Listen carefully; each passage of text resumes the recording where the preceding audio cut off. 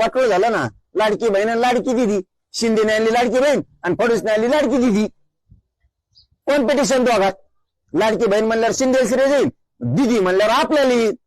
तुमच्या श्रेयात लाडक्या बहिणीच्या पोरी मरायला लागल्या. फालतू सरकार तुम्ही. खर तर आजचा दिवस खूप महत्वाचा आहे. उद्यापासून तुमचं निर्णायक आंदोलन सुरू होतंय. सरकारचं शिष्टमंडळ भेट देऊन गेल्यानंतर आतापर्यंत तुम्हाला काही संपर्क करण्याचा प्रयत्न झाला का किंवा काही फोन आला होता का? फोन आले सगळ्याला. मी म्हणलं तुम्हाला अंमलबजावणी सगळ्या मागणी देऊ टाकली, त्याला देऊ नका. बघतो आम्ही आमच्या मराठी काय निर्णय घ्यायचा उद्या.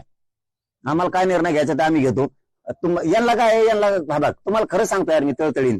यांना ना शेतकऱ्याला किंमत द्यायची ना, दलित मुस्लिमाला द्यायची ना, मायक्रो विशेल द्यायची ना, मराठ्याला द्यायची ना, धनगराला द्यायची. यांना कोणाला इज्जत नाही द्यायची. यांना मतदान घ्यायचं आणि ह्या जातीची जिरवायची.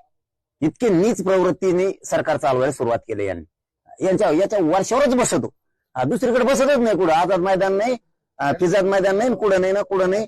मी आणि छत्रपती शिवाजी पार्कला सुद्धा बसत नाहीत आम्ही.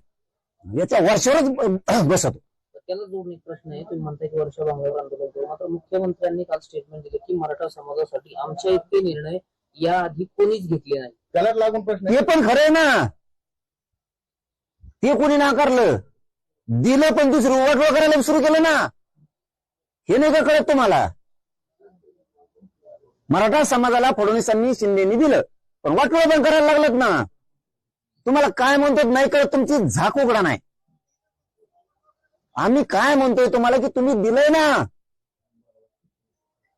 कधी नाकारलं? 1 वर्ष झालं बोललो नाही, शिंदेला 3 वर्ष बोललो नाही. नाकारलं कोणी? पण तुम्हीच रद्द कराल ना तुमच्या पेशीवर 60-52 कुळ्या. काळात वाजापूरच्या पोरीचं शिक्षणात वाटलं केलं. तुम्ही वाटवं करायला जे ध्यानात आणून द्यायला तर आम्ही पुढचं कल्याण करा म्हणतोय आणि तुम्हाला तुम्ही करीनात म्हणून तुमचं नामचं लागलंय.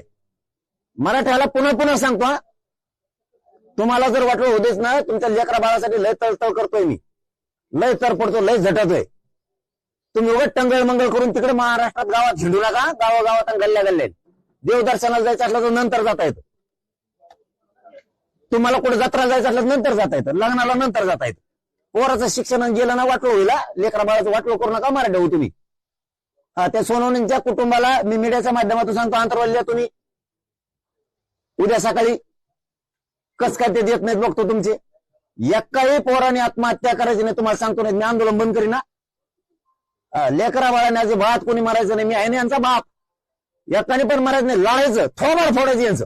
आपण एकाने बी मारायचं नाही. काय अर्थ आहे त्या जगण्यात? मग तुम्ही ज्यांनी ज्यांनी कुणबीसाठी अर्ज केलेत मराठवाड्यानी, विदर्भ आणि पश्चिम महाराष्ट्राने, खानदेश आणि कोकण यांनी आज आणि उद्या अंतरवाली या. तुम्ही घरी बसू नका बरं का. कारण सांगू नका नोकरीला होतो, ड्युटीला होतो, पोराचं करता नाही आलं, पोरीचं करता. तुमच्या चुलत्या पोराला पाठवा अर्ज घेऊ. लोकशाही मराठी ऐका, पहा, जागरूक रहा.